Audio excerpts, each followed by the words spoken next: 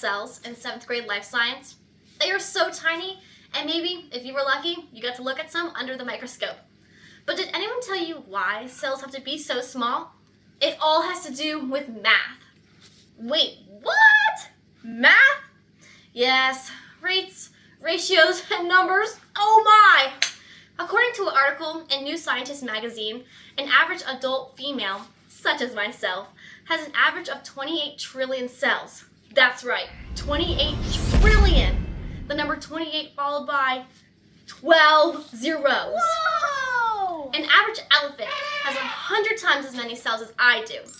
My cells and the cells of an elephant are the same size. But why? Why doesn't that elephant have bigger cells? It's all about speed. Cells are small, but they have to work fast, really fast. Smaller cells move materials inside of them faster than bigger ones. Imagine these two bowls are cells. They each need the same amount of carbohydrate fuel for their process. If I add 1 drop of food coloring to these, which one will diffuse faster? Make your prediction now and watch.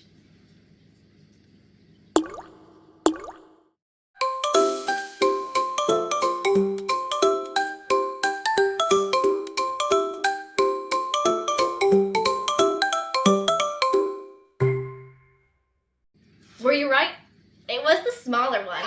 The smaller one is able to have molecules move throughout the volume more quickly than the larger one. The rate at which the smaller bowl filled with color was faster than the rate at which the larger bowl filled with color.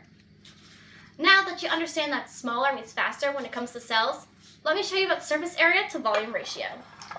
For this demonstration, you need to understand that iodine comes in contact with starch, it turns very dark in color. Potatoes contain a lot of starch. So I cut pieces of raw potato in 1 cubic centimeter and 3 cubic centimeters, and I put them in an iodine solution. And I let them soak for 20 minutes. So now let's put them out and cut them. Which potato changed the color the most? The smaller piece has a surface area to volume ratio of 6:1, and the largest potato piece only has a surface area volume of 2:1. The larger ratio means that there's more surface area for the molecules that enter the cube. So I talked about numbers and rates and ratios. What does this mean for cells? The smaller the cell, the faster molecules can get into the cell to help the cell do what needs to stay alive.